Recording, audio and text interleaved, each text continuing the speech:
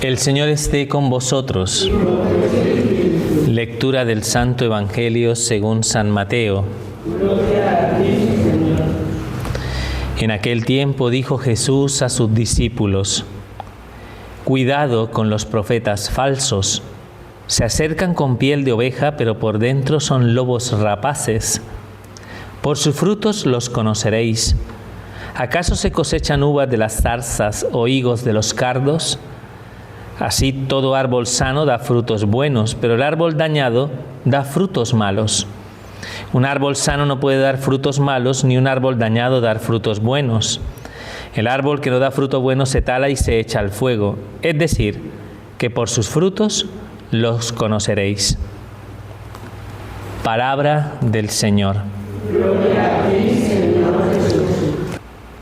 Bueno, buenas y maravillosas, calurosas tardes de verano. ¿De acuerdo? Bueno, vamos a hacer una reflexión en torno a esta palabra que nos ha sido ofrecida en la liturgia de la Iglesia y que, como ya sabéis, desde este lunes nos lleva a contemplar el ciclo o la historia del gran patriarca Abraham. ¿De acuerdo?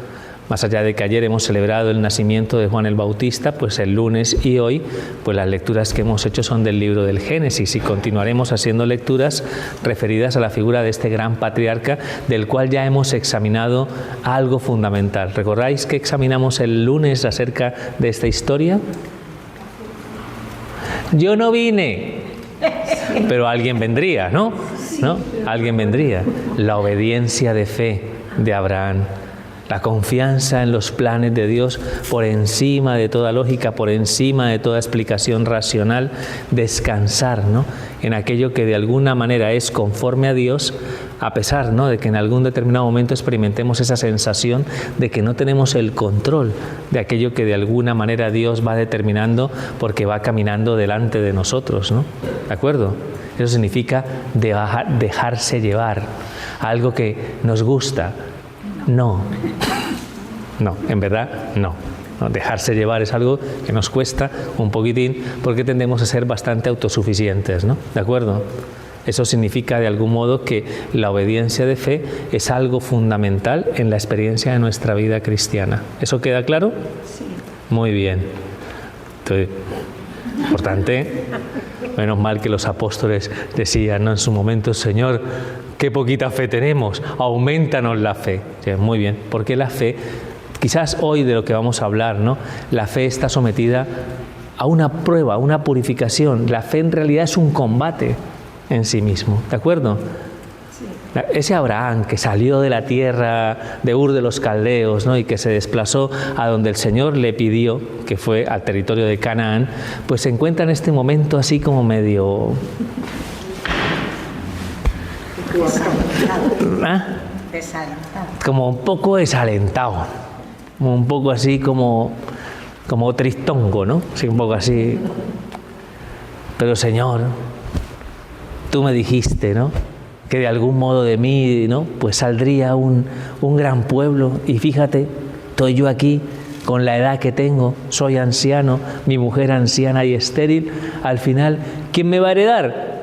Mi mayordomo de palacio, ¿no?, que es el que seguramente se va a quedar con todos mis bienes, es el que de alguna manera, ¿no?, pues entiendo que es el que va, ¿no?, como a recoger todo lo que en algún momento he sembrado en mi vida. No entiendo.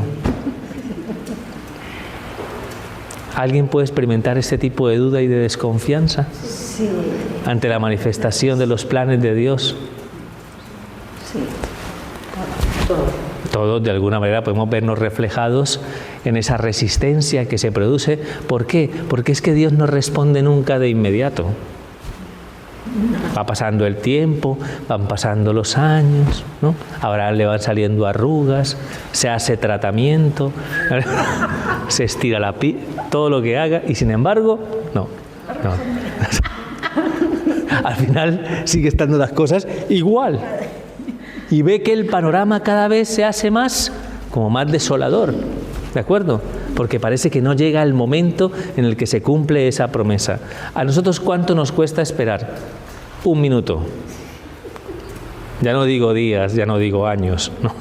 Nosotros somos muy impacientes, sobre todo porque estamos en una sociedad que es una sociedad muy, no sé cómo decirlo, ¿no? Muy acelerada, ¿de acuerdo?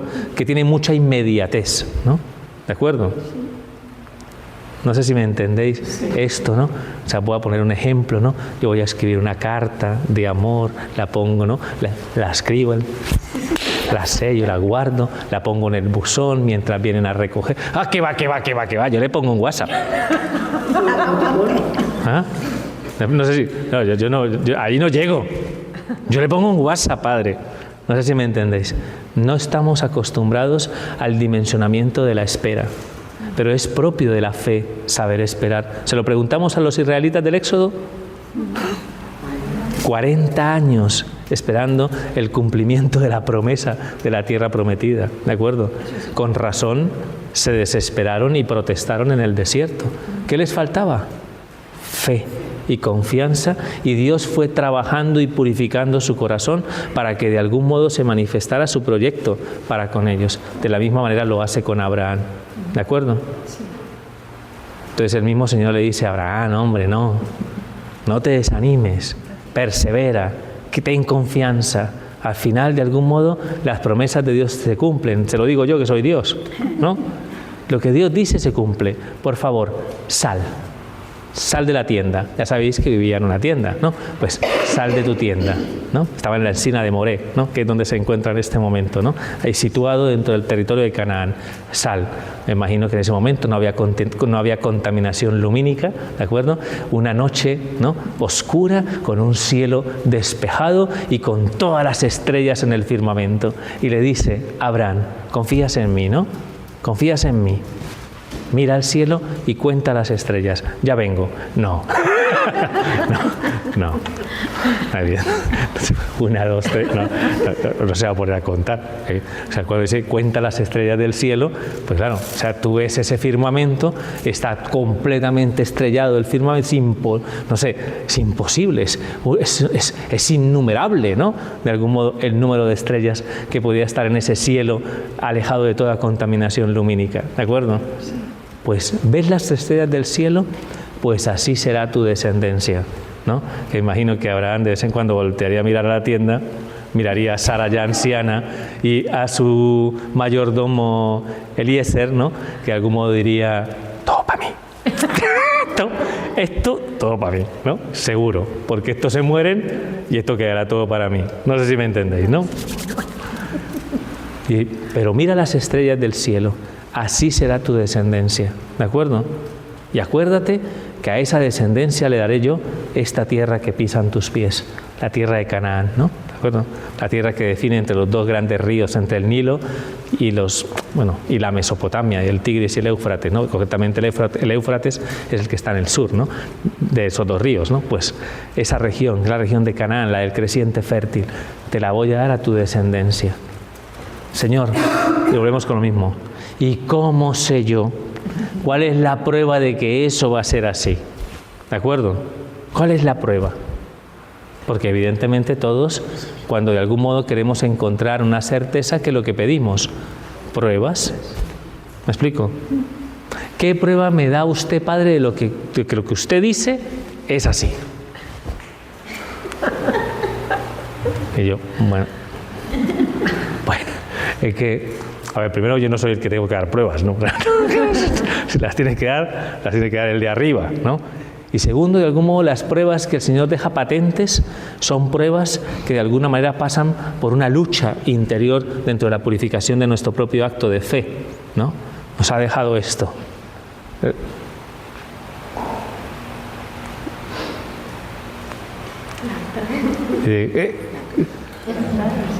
¿Atrasio? El altar. Claro. Nos ha dejado el sagrario, ¿no? Nos ha dejado una prueba fehaciente de su amor para con nosotros. Pero ¿cómo tenemos que llegar a esa prueba? ¿Cómo llegamos a esa prueba? ¿Con certezas? ¿Con dominio racional? ¿Con aprehensión con H intermedia, que significa abarcar totalmente? No. Llegamos a través de la fe. ¿De acuerdo? Son las pruebas que nos ha dado pruebas de su amor. Pero accedemos a esas pruebas a través de la fe. Entonces, pasa a Abraham por una prueba. ¿Quieres de alguna manera una prueba? Tráeme pues los animales, ¿no?, que le pide traer, estos animales, ¿no?, de unas víctimas que se van a ofrecer en sacrificio, las vas a partir por la mitad, ¿no? Hombre, si partes a unos animales por la mitad, ¿qué queda en la mitad? Sangre. Claro. ¿De acuerdo? Sí. Sangre. Acordaos que hay una perspectiva bíblica muy importante asociada a la sangre. La sangre es lo más sagrado porque está relacionado con la vida y entendemos la vida como el mayor don de Dios.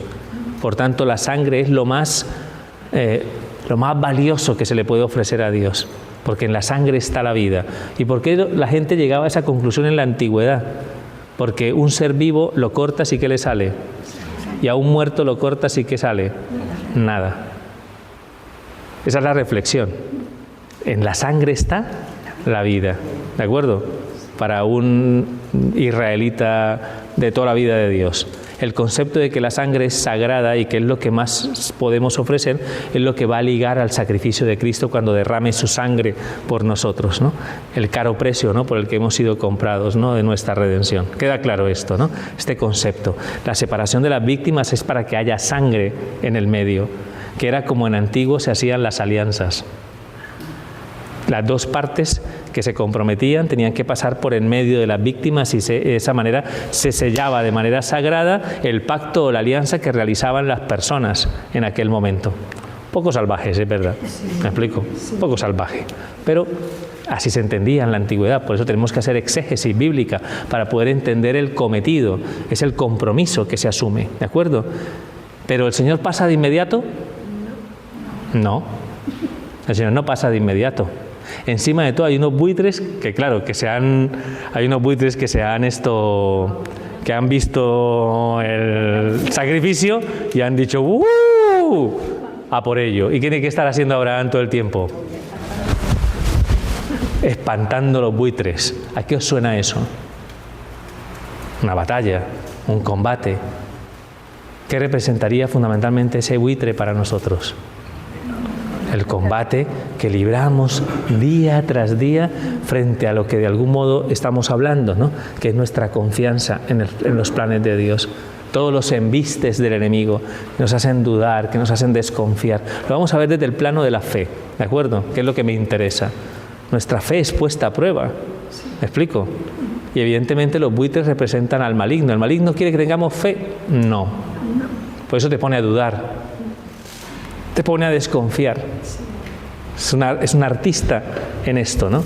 En sembrar dentro de tu corazón dudas y desconfianza acerca de lo que es conforme a Dios. ¿Me explico? Y eso nos pasa a todos. Y tenemos que estar luchando y combatiendo para espantar. Eso me parece escuchar el Padre Nuestro. No nos dejes caer en la tentación. Hay que perseverar. No es uno, ¿me explico? Es algo que de algún modo tenemos que tener claro, ¿no? ¿Me explico? Que es un combate. Luego cae la noche. ¿Qué pasa con la oscuridad? La oscuridad, y no estamos hablando de la oscuridad que tú prendes el bombillo, ¿me explico?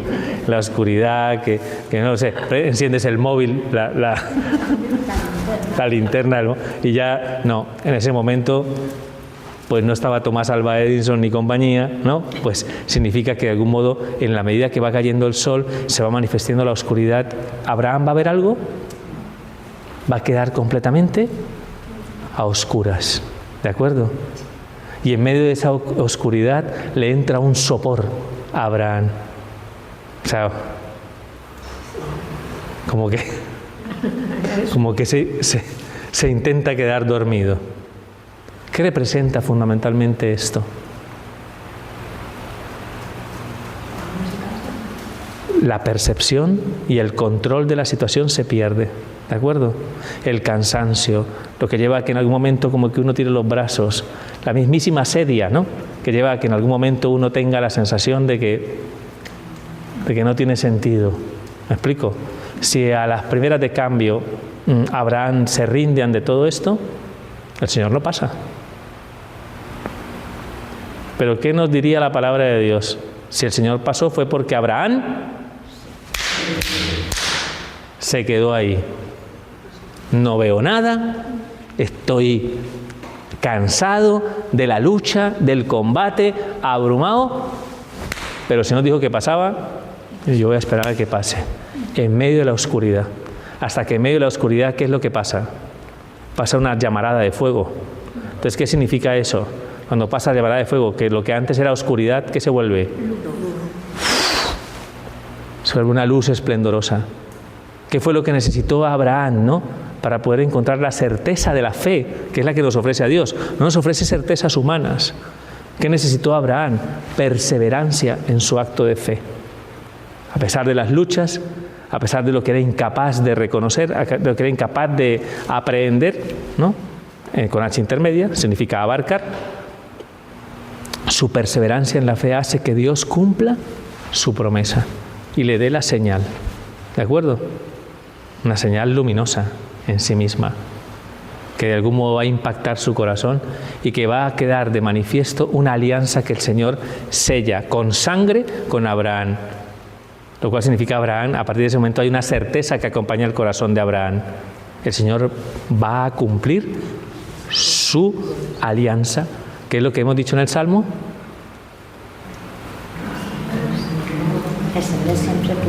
El Señor siempre se acuerda, el Señor se acuerda de su alianza eternamente, eternamente.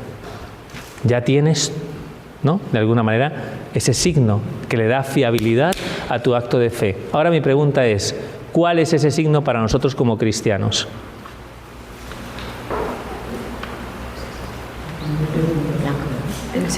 ¿Cómo selló su alianza Cristo con nosotros? Entregando su vida por nosotros en la cruz.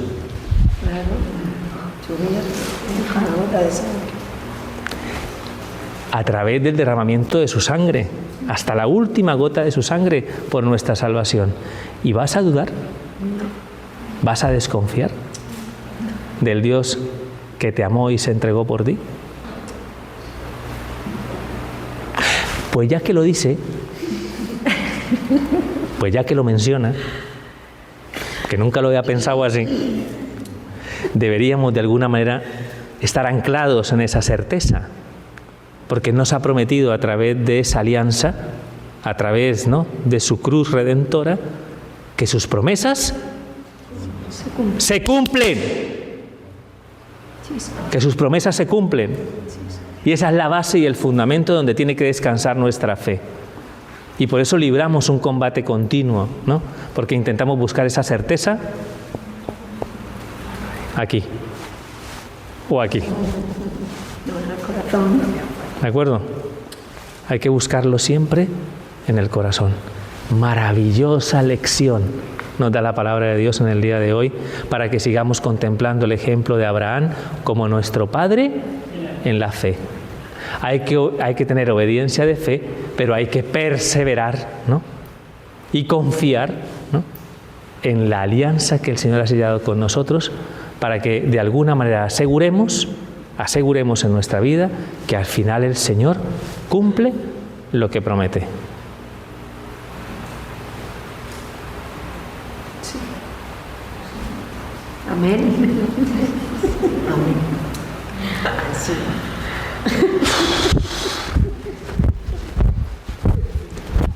Qué sopor. Qué sopor. Acordaos de eso. Sí. Estamos prácticamente haciendo un retiro espiritual sobre la fe. ¿De acuerdo? Pidámosle esa gracia al Señor. Aumenta nuestra fe.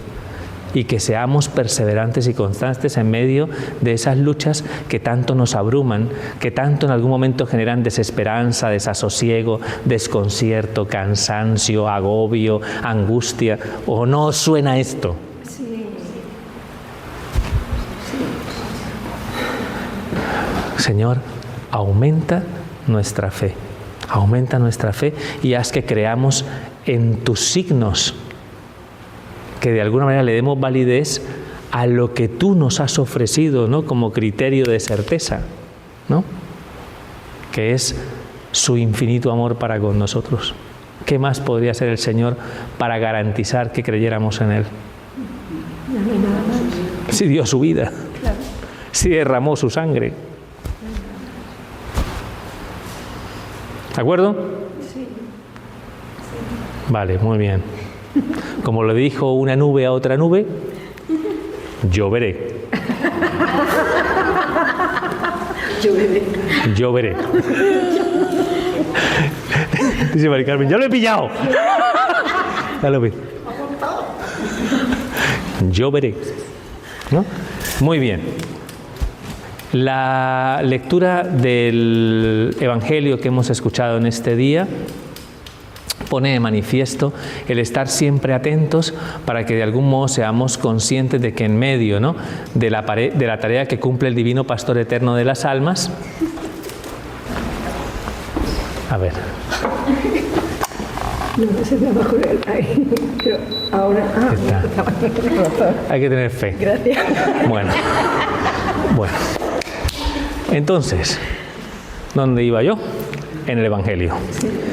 El Evangelio, ¿no?, ya sabéis que considerando la labor que cumple el Pastor Eterno de las almas, que es Cristo, que es quien conduce al rebaño, ¿no?, pues evidentemente el Señor también nos hace conscientes que en medio de ese rebaño de repente aparecen falsos pastores que intentan conducir a su pueblo por otros derroteros y por otros caminos distintos. No quieren el bien de las ovejas, porque en realidad la definición que utiliza hoy el Evangelio son lobos, son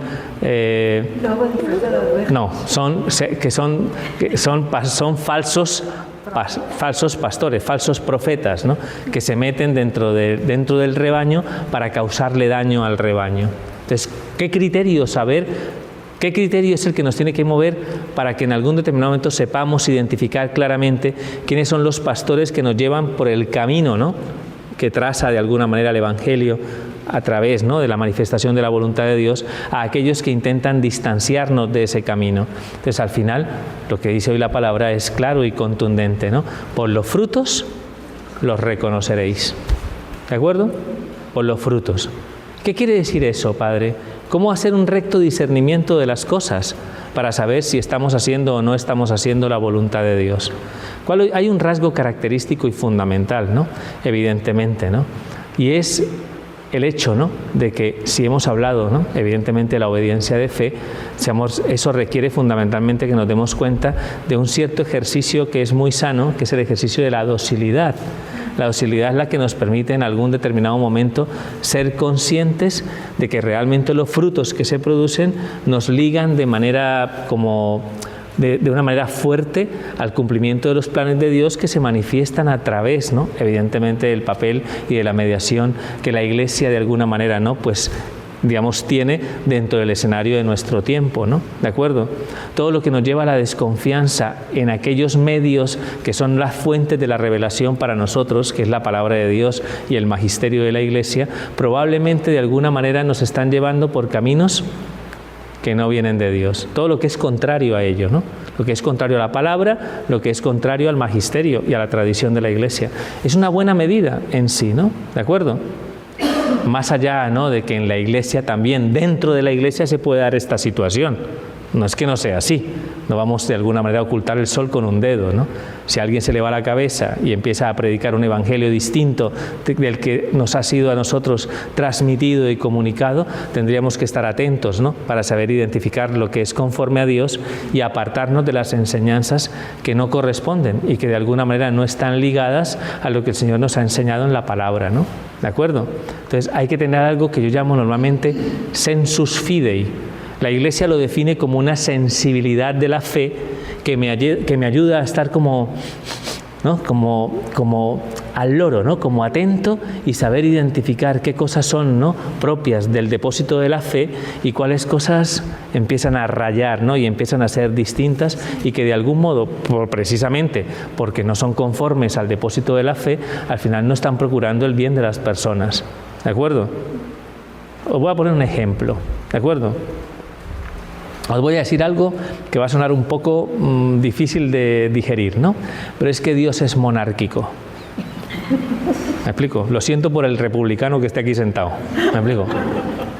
Es verdad, pero Dios es monárquico. ¿Me explico? Dios no es democrático, ni consensualista. ¿Me explico? ¿Qué quiere decir? Que Dios de alguna manera nos ha llamado a que de alguna manera nosotros nos pongamos a su servicio, que seamos partícipes del reino, ¿no?, a través de la disposición y el servicio de nuestra vida al Evangelio. ¿De acuerdo? Entonces hay una rendición de nuestra voluntad en los planes de Dios. Y alguien ya ve ese Dios, nada, este Dios, ¿no? Pero claro, la garantía, ¿no?, de esa disposición del corazón consiste en descansar de alguna manera en una voluntad que nunca quiere nuestro mal, sino que siempre garantiza el mayor bien de los hombres. ¿Por qué? Porque nos ha amado y nos lo ha demostrado. ¿De acuerdo? Se lo ha currado, como para que nosotros confiemos en Él y seamos de algún modo, ¿no?, pues servidores de Dios dentro del reino de Dios. ¿De acuerdo? Pero de repente aparece un eslogan, ¿no?, que es el eslogan, ¿no?, de nuestro mundo, el que quizás más nos atrae, porque Dios, digamos, hunde sus raíces en la tentación más antigua del pecado, ¿no? ¿De acuerdo? Y es el hecho de que de alguna manera tú puedes ser autosuficiente y que puedes definir las cosas como tú quieras.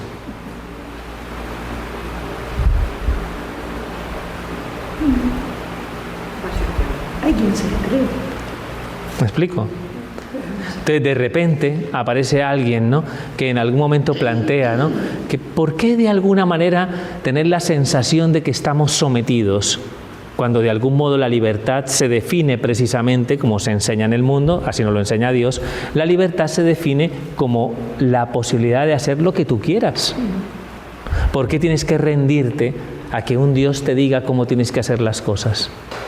¿Por qué no puedes tú ser el propio definidor de tu vida? ¿Por qué no se lo ve? ¿Sabéis, no? Los zapatillas estas que tienen un Welcome. ¿sí? Son las Nike, muy bien. ¿Sabéis cuál es el eslogan de Nike? No. ¿En inglés? ¿Señora inglesa?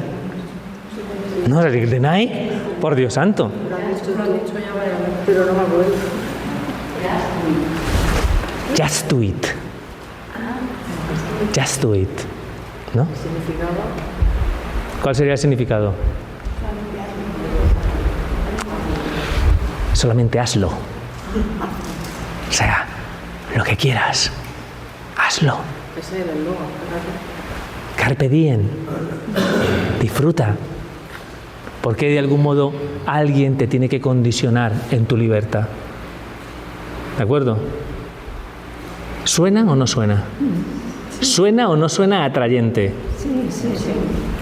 Pero es la voz de una falsa profecía en sí, que condena al hombre, ¿no?, condena al hombre a entender la libertad mal, porque no se da cuenta que tenemos una fuerte tendencia a ser esclavos de nosotros mismos.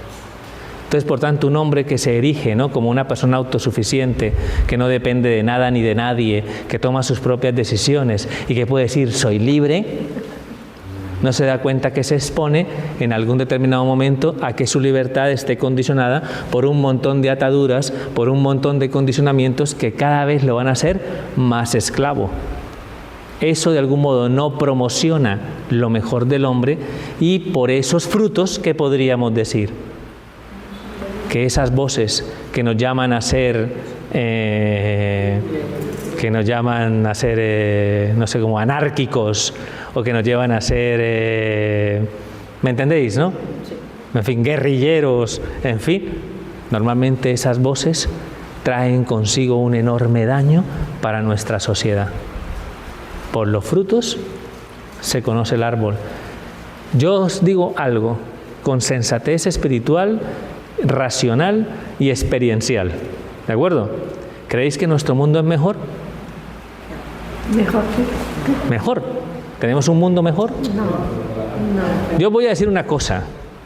Cualquiera podría en algún momento plantearos todos y cada uno de los progresos que existen actualmente en el mundo, y cualquiera podría decir, hombre, por supuesto, somos un mundo mejor, porque tenemos de alguna manera más tecnología, tenemos de alguna manera mejores medios de comunicación, tenemos de algún modo progresos, ¿no?, en la atención de la salud de los enfermos. Estamos mejor, pero nadie se hace la pregunta si estamos mejor como personas, porque todo ese progreso que de algún modo hace que desestimemos, ¿no?, la llamada realmente a ser dóciles a la voluntad de Dios, a escuchar la voz del Pastor eterno de las almas, a ser completamente autosuficientes. El hombre es Dios para el hombre. El que me diga quién dijo esto, le regalo un chocolate. Fue un filósofo. El hombre es Dios para el hombre. ¿De acuerdo? Y eso lo tenemos integrado en todos los aspectos de nuestra sociedad. Y cada vez, de algún modo, se nos sale más de las manos la educación, el progreso de los pueblos, la paz. ¿No estaremos haciendo algo mal? ¿Qué es lo que estamos haciendo mal? No estamos escuchando al pastor. Por los frutos se conoce realmente si estamos siguiendo a quien deberíamos seguir. Y esa debería ser nuestra reflexión del día de hoy. ¿De acuerdo? Sí. De cara, ¿no?, a este evangelio que nos pone la alerta para que yo sepa identificar claramente aquello que me aparta, ¿no? Aquello que en algún momento no me permite aprender, ¿no?, esa maravillosa lección de docilidad y humildad que es la que trajo consigo el Hijo de Dios cuando vino a este mundo. Porque el Hijo del Hombre no vino a exaltarse, ¿no? ¿Me explico? Sino vino a este mundo a llevar a cabo el cumplimiento de la voluntad de Dios y lo hizo hasta la muerte y muerte de cruz. ¿Qué os parece? ¿Cuánta libertad hay ahí? ¿Cuánta libertad hay ahí? ¿Ah?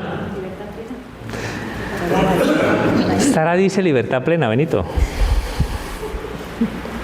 Libertad plena en la entrega. ¿Sabéis? Voy a terminar con una frase, anotarla porque muy probablemente no me va a salir muchas veces esta frase. La verdadera libertad o el verdadero sentido de la libertad del hombre está, la voy a reescribir bien. La verdadera libertad del hombre yace colgada entre la madera y los clavos. La verdadera definición de la libertad del hombre podemos encontrarla entre los clavos y el madero. Y eso es libertad. ¿De acuerdo? Eso es libertad. Así que vamos a pedirle al Señor esa gracia para que los frutos que acompañan nuestra reflexión personal nos inviten realmente a tener la sensación de que somos hombres y mujeres de fe, que confiamos en ese Dios que nos ha dado verdaderos signos fehacientes de cuánta es su fidelidad y su amor para con nosotros. Y que veamos los frutos buenos en nuestra vida. ¿De acuerdo? Así que ánimo, ¿de acuerdo? Ánimo. Así que, bueno, ánimo, Padre, y vámonos a donde haya aire acondicionado. Ánimo. Gloria al Padre, al Hijo y al Espíritu Santo.